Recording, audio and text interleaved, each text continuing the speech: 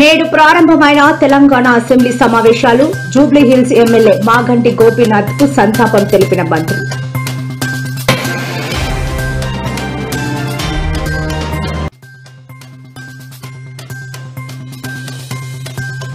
YCP పార్టీకి సంచలన సవాల్ విసిరిన ఎమ్మెల్యే కోటంరెడ్డి. రౌడీలు గూండాలకు భయపడను అంటూ హెచ్చరిక.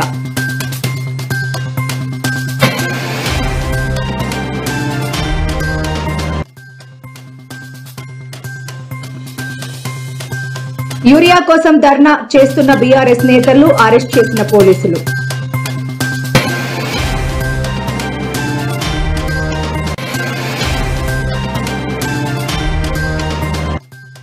పవన్ నాదెండ్లపై సంచలన వ్యాఖ్యలు చేసిన వైసీపీ మాజీ మంత్రి అమర్నాథ్. రిషికొండ ప్యాలెస్ పై కొత్త డ్రామా చేస్తున్నారు అంటూ ఆగ్రహం.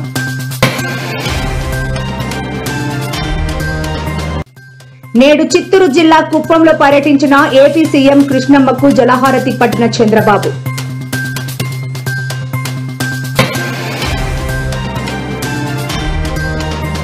వనస్థలిపురంలో గణపతి లడ్డు చోరీ, కెమెరాకు చిక్కిన దుండగులు, గాలింపు చర్యలు చేపట్టిన పోలీసులు.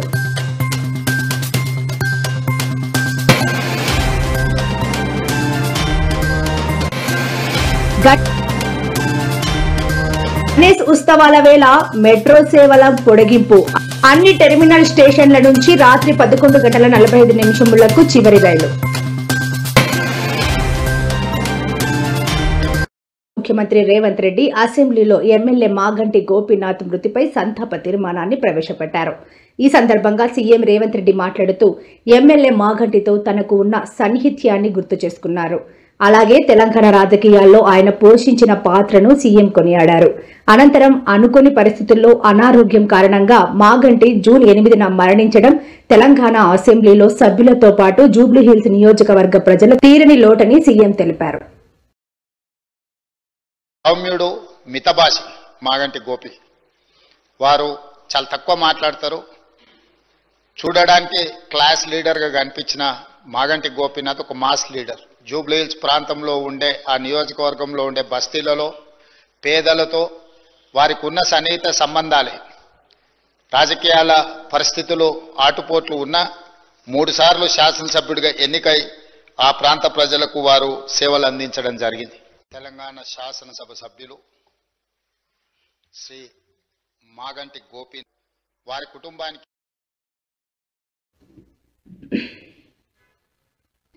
తన ఆఖరి శ్వాస వరకు ప్రజల కోసమే పనిచేస్తానని తెలిపారు. నెల్లూరు రూరల్ ఎమ్మెల్యే కోటంరెడ్డి శ్రీధర్ రెడ్డి అన్నారు.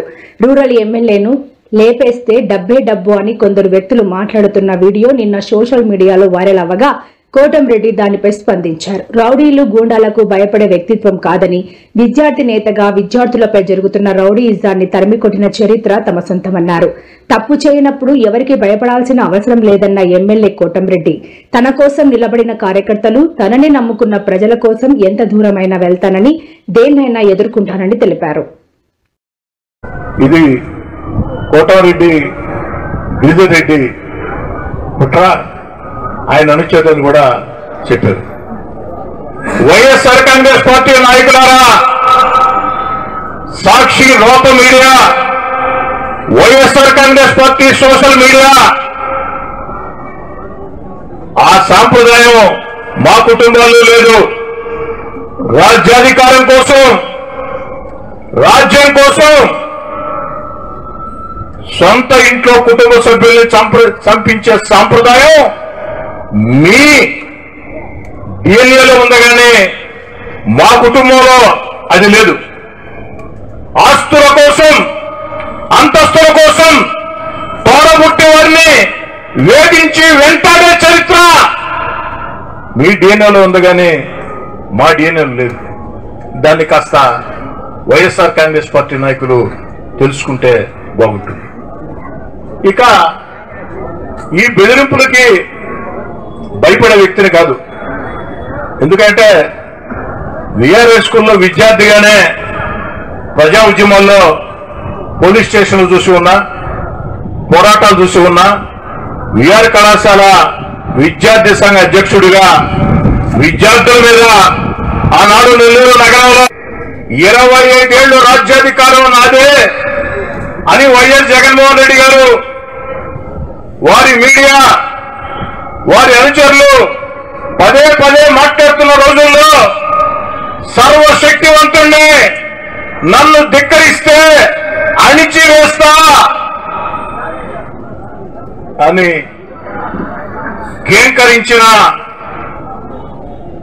హూంకరించిన వైఎస్ జగన్మోహన్ రెడ్డి గారిని 16 నెలల ముందే జగన్ గారు అధికారంలో ఉన్న వేళ 16 నెలల ముందే జగన్ గారిని ధిక్కరించి వీధుల్లోకి వచ్చి మీతో పోరాటం చేసినటువంటి చరిత్ర ఉన్నది.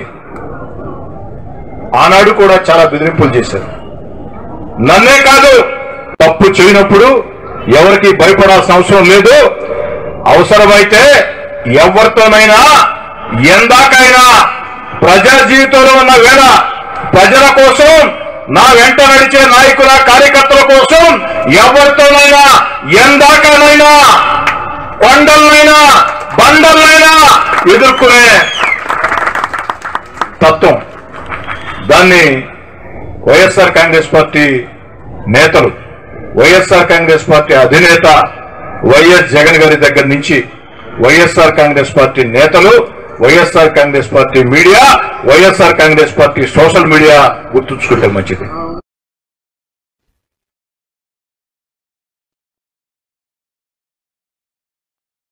రాష్ట్రంలో యూరియా కొరత తీర్చాలంటూ వ్యవసాయ శాఖ కమిషనర్ కార్యాలయం ముందు ధర్నాకు దిగిన బీఆర్ఎస్ ఎమ్మెల్యేలు, ఎమ్మెల్సీలతో పాటు పలువురు నేతలను పోలీసులు అరెస్ట్ చేశారు. అనంతరం ఆయా పోలీస్ స్టేషన్లకు వారిని తరలించారు. ఈ సందర్భంగా ప్రభుత్వంపై బీఆర్ఎస్ నేతలు తీవ్రస్థాయిలో మండిపడ్డారు. రైతన్నలకు ఎరువులు సరఫరా చేయలేని కాంగ్రెస్ ప్రభుత్వం వెంటనే దిగిపోవాలని నినాదాలు చేశారు. రైతన్నలకు యూరియా వెంటనే సరఫరా చేయాలని డిమాండ్ చేశారు. రేవంత్ దోషం, రైతన్నకు మోసమంటూ నినాదాలు చేశారు బీఆర్ఎస్ ఎమ్మెల్యేలు.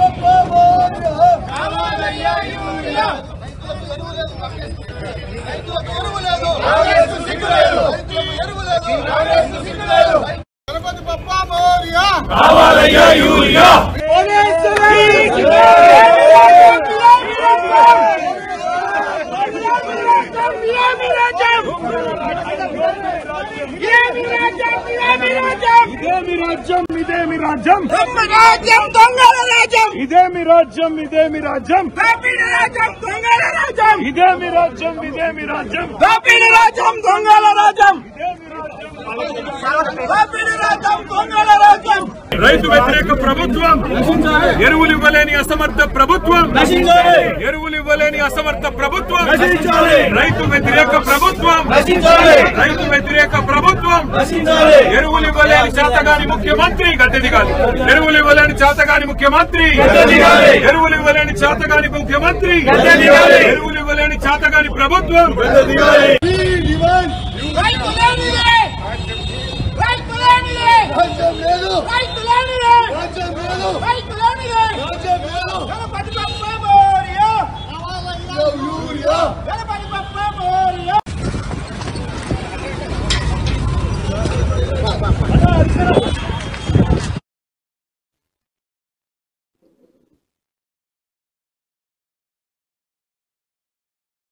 యూరియా కోసం వచ్చిన రైతు చెంపను ఎస్ఐ చెల్లుమనిపించారు.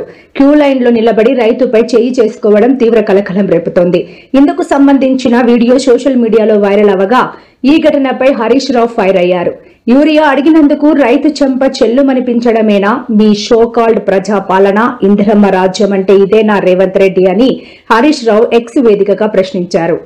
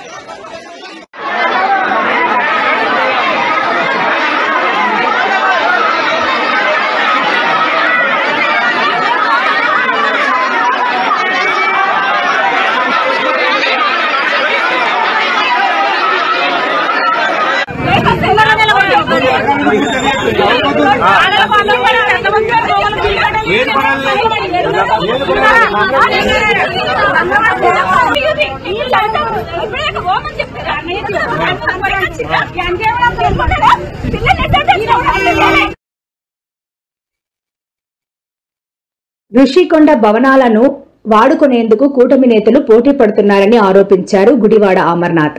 ప్రభుత్వం జారీ చేసిన జీవోలో ఋషికొండ వైఎస్ జగన్ ప్యాలెస్ అని ఎందుకు ఇవ్వలేదు అంటూ ప్రశ్నించారు. ఋషికొండలో పవన్ డ్రామా చేశారంటూ ఎద్దేవా చేశారు. CM Chandrababu, deputy CM Pawan, మంత్రి లోకేష్ పై తీవ్ర విమర్శలు చేశారు. ఋషికొండలో పవన్ డ్రామా చేశారు. సమస్యల నుంచి ప్రజల దృష్టి మళ్లించడం కోసం వైఎస్ జగన్ పై విమర్శలు చేస్తున్నారు. కూటమి నేతలకు ఋషికొండ పర్యటన ప్రాంతంగా మారింది. ఋషికొండ భవనాలు ఎవరు వాడుకోవాలనే దాని మీద చంద్రబాబు, పవన్, లోకేష్ మధ్య పోటీ నెలకొంది.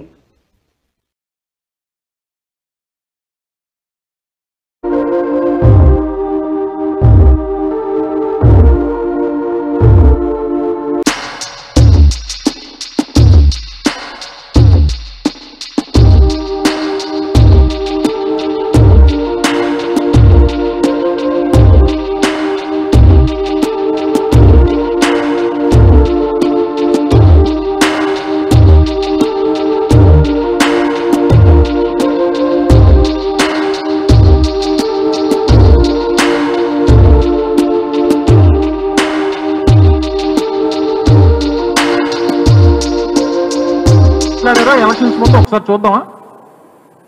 ఒకసారి చంద్రబాబు నాయుడు గారు గొంతించుకొని ఏ రకంగా అరిచాడో ఆ స్టీల్ ప్లాంట్కి వచ్చినప్పుడు ఒక్కసారి చూడండి. ఒకసారి పవన్ కళ్యాణ్ గారు వెళ్ళిన ఫోటోలు పెట్టమ్మా. ఇది నేను ఆయన అంతా తిరిగారు. తిరిగి ఎక్కడో ఒక సీలింగ్, ఒక బోర్డు ఏదో పడిపోతే ఎక్కడన్నా ఇక్కడ ఏదో పడిపోతే నా నెత్తి మీద పడిపోదు, నీ మీద పడిపోద్దా? సహజంగా ఏదన్నా ఇక్కడ సీలింగ్ పడిపోయింది అనుకో నా మీద, ఆ సీలింగ్ ఏమో ఆయనకి 8 అడుగుల దూరంలో, 6 అడుగులు 7 అడుగుల దూరంలో ఉంది సీలింగ్. ఆ పడిపోయిన పెచ్చులేమో ఆయన కాళ్ళ దగ్గర ఉన్నాయి. పడిపోయినట్ట పడేసినట్ట అది క్లియర్ గా కనబడతా ఉంది. పడిపోయిన దానికి ఎలా ఉంటది, కావాలని లాగింది ఎలా ఉంటది అనేటువంటి దానికి అది పీల్ చేసినట్టుంది. వారిద్దరు కూడా చూడ ఆ పైన కూడా క్లియర్ గా ఏదో కత్తితో కట్ చేసినట్టుగా క్లియర్ గా కనబడతా ఉంది. కింద కుర్రోడు ఉన్నట్టు చూడండి, ఏం చేస్తున్నట్టు చూడండి. ఆయన అది క్లోజప్ చేయమ్మా, అది వీడియో తీస్తున్నాడు. ఆర్ట్ డైరెక్టర్ వాడు వీడియో సినిమాటోగ్రాఫర్ అక్కడ ఉన్నాడు పక్కన. ఒకసారి అమరావతిలో చంద్రబాబు నాయుడు గారు కట్టిన కట్టడాలు తీయమ్మా ఒకసారి. వర్షం పడితే ఏ రకంగా చూడండి, అది పిఓపి కూడా కాదనుకుంటా, కార్డ్బోర్డ్ సీలింగ్స్ అవన్నీ. అవి చంద్రబాబు నాయుడు గారు దాదాపు 5,000-10,000 కోట్ల రూపాయలు పెట్టి అడుక్కి 13,000 రూపాయలు కాంట్రాక్ట్ ఇచ్చి 13,000 రూపాయల కాంట్రాక్ట్ తో కట్టించినటువంటి బిల్డింగ్లకు వచ్చినటువంటి గతి అది. ఇవి ఆంధ్రప్రదేశ్ సెక్రటేరియట్. ఇది చూడండి ఆఫీస్ లో ఎంతమంది పనిచేస్తున్నారు. ఈ సెక్రటేరియట్ ఆంధ్రప్రదేశ్ రాష్ట్ర, ఇది పరిస్థితి. ఇది ఆంధ్రజ్యోతి పత్రిక. Utilization of the ideal resort at Rishikonda. రాయాల్సింది కదా జగన్మోహన్ రెడ్డి గారి ప్యాలెస్ అని, రిషికొండ ప్యాలెస్ అని రాయాల్సింది కదా. సొంత నియోజకవర్గం చిత్తూరు జిల్లా కుప్పం పర్యటనలో ఉన్న సీఎం చంద్రబాబు కృష్ణమ్మకు జలహారతి ఇచ్చారు. వేద పండితుల మంత్రోచ్చారణల నడుమ కుప్పం మండలం పరమ సముద్రం చెరువు వద్ద హంద్రీనివా జలాలకు సీఎం జలహారతి ఇచ్చారు. కాసేపట్లో ఇక్కడ ఏర్పాటు చేసిన బహిరంగ సభలో సీఎం పాల్గొన్నారు. అనంతరం వివిధ కంపెనీల ప్రతినిధులతో ఎంఓయూలు చేసుకున్నారు. సాయంత్రం పర్యటనను ముగించుకుని బెంగళూరు విమానాశ్రయానికి బయలుదేరి వెళ్లారు.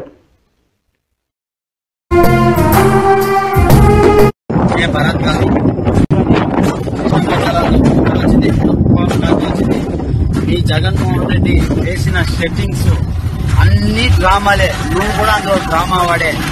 అందులో డ్రామాలు చేయడం కాకుండా జనాల్ని మోసం చేసింది కాకుండా ఈ రోజు నువ్వు వచ్చి ఒక వీడియో తీసి గారు ఈ ఫేక్ సోషల్ మీడియా గారికి నువ్వు చెప్పు, చేసింది ఏదో వాళ్ళు చేశారు. తెలుగుదేశం పార్టీ అధినేత నారా చంద్రబాబు నాయుడు గారి రాష్ట్ర ముఖ్యమంత్రి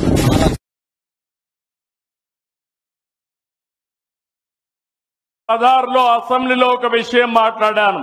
అది ఒక్కసారి మీరు చూస్తే మీకు ఒక అవగాహన వస్తుంది. ఎవరు మోసం చేస్తారు, ఎవరు ఈ రాష్ట్రానికి న్యాయం చేస్తారని ఒక ఆలోచన, ఒక ఐడియా వస్తుంది. ముందు ఆ వీడియో ఏమంటాను. జరిగిపోయింది పని, మీతో ఆగదు. నీళ్లు వస్తాయి, మీతో ఆగదు. శ్రీశైలం నుంచి నీళ్లు పోతిరెడ్డిపాడు ద్వారా నీళ్లు పోతాయి, అంద్రేనివాకు నీళ్లు వస్తాయి, గాలేరు నగరికి వస్తాయి, పలమనేరు ఎమ్మెల్యే ఉన్నాడు, పలమనేరుకు నీళ్లు వస్తాయి, పొంగునూరుకు వస్తాయి, మదనపల్లి ఎమ్మెల్యే ఉన్నాడు, మదనపల్లికి వస్తాయి. మీ లీడర్ అపోజ్ చేసినా మీకు నీళ్లు వచ్చి తీరుతాయి. అదే విషయం నేను అక్కడ చెప్తాను పబ్లిక్ కి. వీళ్ళ లీడర్ ఒప్పుకోలేదు, వీళ్ళ ఎమ్మెల్యేలు ఒప్పుకోలేదు, నీళ్లు మాత్రం తెచ్చాను, తెస్తానని చెప్పి మళ్ళా ఒకసారి చెప్తా, 100 సార్లు చెప్తా. అదే జరుగుతుంది రేపు. వాయిల్పాడు ఎమ్మెల్యే ఉన్నాడు, మీ ఊర్లో కూడా నీళ్లు వస్తాయి, తీసుకొస్తా. ఆగే పరిస్థితి లేదు. మీ లీడర్ అడ్డం పడినా ఆగదు. మీ లీడర్ అడ్డం పడితే పులివెందులు కూడా నీళ్లు తీసుకెళ్తా, అడ్డంగా పడుతున్న నీళ్లు ఇస్తా. వదిలిపెట్టే సమస్య ఉండదు. అది గుర్తుపెట్టుకోండి. మీరు అంత ఈజీగా తీసుకోవద్దండి ప్రజా జీవితాన్ని. వీళ్ళ లీడర్ ఒప్పుకోలేదు, వీళ్ళ ఎమ్మెల్యేలు ఒప్పుకోలేదు, నీళ్లు మాత్రం తెచ్చాను, తెస్తానని చెప్పి మళ్ళా ఒకసారి చెప్తా, 100 సార్లు చెప్తా. అదే జరుగుతుంది రేపు. వాయిల్పాడు ఎమ్మెల్యే ఉన్నాడు, మీ ఊర్లో కూడా నీళ్లు వస్తాయి, తీసుకొస్తా. ఆగే పరిస్థితి లేదు. మీ లీడర్ అడ్డం పడినా ఆగదు. మీ లీడర్ అడ్డం పడితే పులివెందులు కూడా నీళ్లు తీసుకెళ్తా, అడ్డంగా పడుతున్న నీళ్లు ఇస్తా. వదిలిపెట్టే సమస్య ఉండదు. అది గుర్తుపెట్టుకోండి. మీరు అంత ఈజీగా తీసుకోవద్దండి ప్రజా జీవితాన్ని. ఈ సందర్భం కూడా ఒకసారి మీరు గుర్తుపెట్టుకోవాలి. ఎగ్జాక్ట్ గా 9-10 సంవత్సరాల కంటే ముందు రాయలసీమకు నీళ్లు ఇవ్వాలి, నీళ్లు లేవు. పోలవరం ప్రాజెక్టు ప్రారంభించాం. పోలవరం పూర్తి కావాలంటే 5-6 సంవత్సరాలు అవుతుంది. స్పీడ్ గా చేసిన ఇప్పుడైతే 10-15 సంవత్సరాలు వెనుకబడిపోయింది. అప్పుడు నాకు ఆలోచన, కాలువలు ఉన్నాయి, నీళ్లు గోదావరిలో పోతున్నాయి, పట్టసీమ గాని లిఫ్ట్ ఇరిగేషన్ పెడితే ఆ నీళ్లన్నీ కాలువలో వేయగలిగితే ఇమ్మీడియట్ గా కృష్ణా ఆయకట్టుకు వస్తుంది. కృష్ణా ఆయకట్టులో వాడే 120 టీఎంసీ నీళ్లు శ్రీశైలంలో పెట్టి అక్కడి నుంచి రాయలసీమకు అంద్రి, నీవా, నగిరి, గాలేరు ఈ కాలువల దగ్గర తీసుకొస్తే రాయలసీమను సస్యశ్యామలం చేయించనే ఉద్దేశం, ఆలోచన నాది.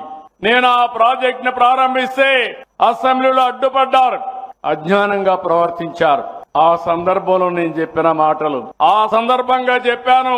2014లో మనం ఖర్చు పెట్టాం, 19లో ఉండుంటే 80% కుప్పం పనులన్నీ పూర్తయినాయి. 20% పూర్తి చేయలేక మళ్లీ 6 సంవత్సరాలైంది. ఈ రోజు 100 రోజుల కార్యక్రమం ఇచ్చాను. 3,850 కోట్ల రూపాయలు శాంక్షన్ చేశాను. 3,850 క్యూసెక్స్ నీళ్లు తీసుకొచ్చి పరమ సముద్రం ఈ రోజు ఒక నిజమైన సముద్రం మారే కనపడుతుందంటే అది మనం చేసిన పని.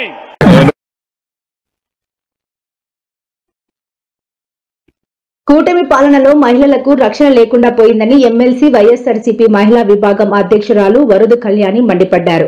శుక్రవారం ఆమె మీడియా సమావేశంలో మాట్లాడుతూ కూటమికి ఓట్లు వేసిన వారు బాధపడుతున్నారన్నారు. కూటమి పాలనలో లిక్కర్ అమ్మకాలు దారుణంగా పెరిగాయని, లిక్కర్ అమ్మకాలతో మహిళలకు భద్రత కరువైందని వరదు కళ్యాణి ఆగ్రహం వ్యక్తం చేశారు. ఇన్ని అఘాయిత్యాలు, ఇన్ని దారుణాలు జరుగుతున్నా కూడా మళ్ళీ ఈ కూటమి ప్రభుత్వం ఆ అఘాయిత్యాలకు కారణమైన మద్యాన్ని ఎంతగా ఏరులై పారేట్టుగా చేస్తూ ఉందో ఈ రాష్ట్ర ప్రజలందరూ, ముఖ్యంగా మహిళలు గమనిస్తూ ఉన్నారు. దాని మీద తీవ్రంగా వ్యతిరేకత మహిళల్లో అప్పుడే ప్రారంభమైన పరిస్థితి మనం చూసాం. ఎందుకంటే ఈ రోజు కూటమికి ఓట్లేసిన వాళ్ళు చాలా బాధపడుతూ ఉన్నారు. ఎందుకు ఇలాంటి ప్రభుత్వానికి ఓట్లేసామా అని చెప్పేసి.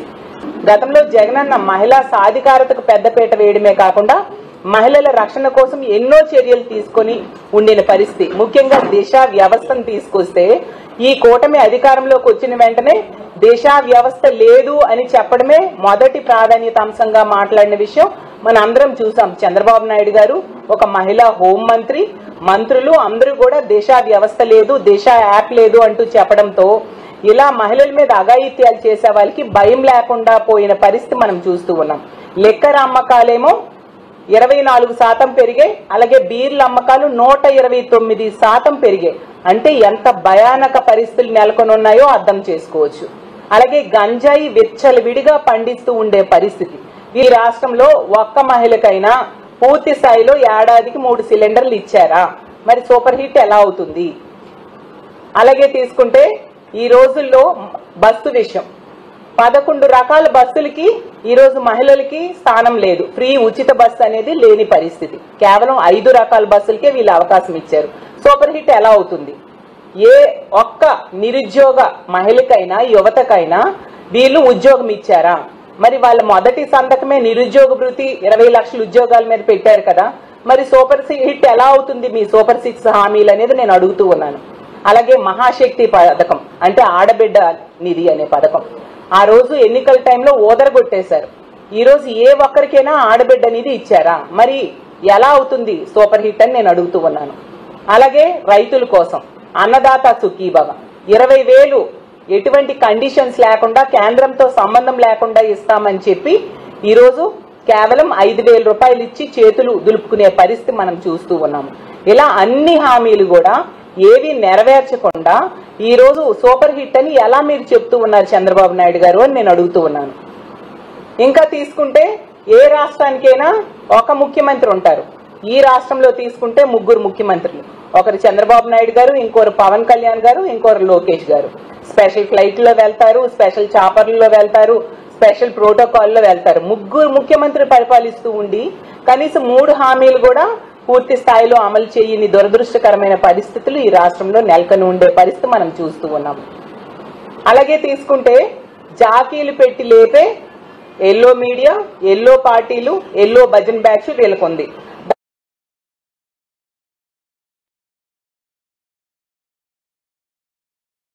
ఎల్బీ నగర్ నియోజకవర్గం వనస్థలిపురం పోలీస్ స్టేషన్ పరిధిలోని విజయపూరి కాలనీలో గణేశుడి లడ్డు దొంగతనం హాట్ టాపిక్ గా మారింది.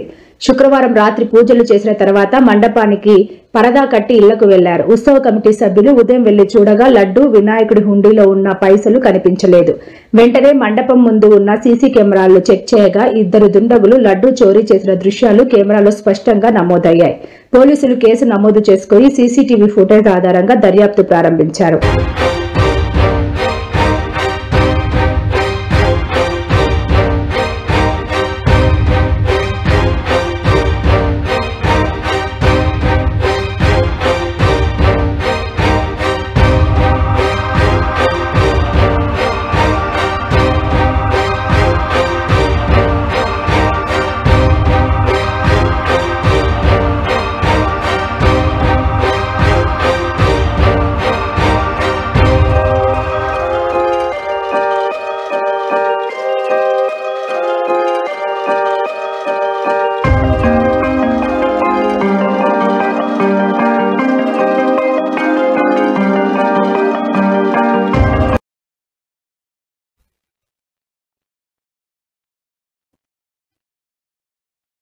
హైదరాబాద్ నగరంలో గణేష్ ఉత్సవాల సందర్భంగా మెట్రో రైల్ సంస్థ ప్రయాణికులకు శుభవార్త చెప్పింది.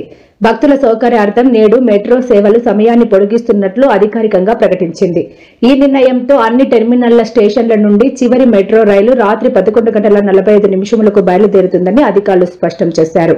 రాత్రి వేళల్లో ప్రయాణికులు ఎలాంటి ఇబ్బందులు పడకుండా ఉండేందుకు మెట్రో యాజమాన్యం ఈ నిర్ణయం తీసుకున్నట్లు తెలిపింది.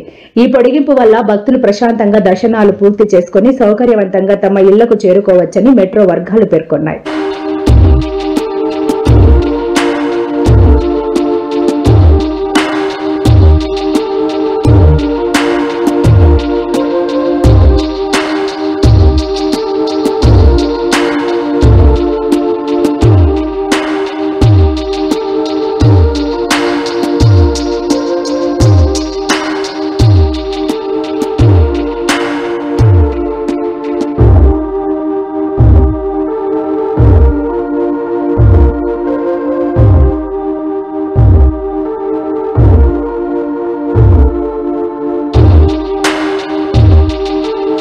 పోతోందని అన్నారు. జనసేన అధినేత AP deputy CM Pawan Kalyan నిర్వహిస్తోన్న సేనతో సేనాని సమావేశం పవన్ మాట్లాడుతూ జనం కోసం జనసేన నిరంతరం నిలబడుతుందని ప్రకటన చేశారు. నిస్వార్థ జన సైనికులు వీర మహిళలే జనసేన బలం అని చెప్పారు. వచ్చే ఆవిర్భావ సభ నాటికి సంస్థాగత సైన్యం సిద్ధం కాబోతోందని అన్నారు.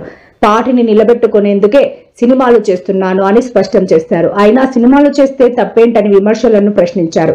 అక్టోబర్ నుంచి పార్టీ కేడర్తో సమావేశం అవుతా అని అన్నారు. తనకు కులం మతంతో సంబంధం లేదని ప్రతి అంశంపై మానవత్వంతో స్పందిస్తా అని అన్నారు.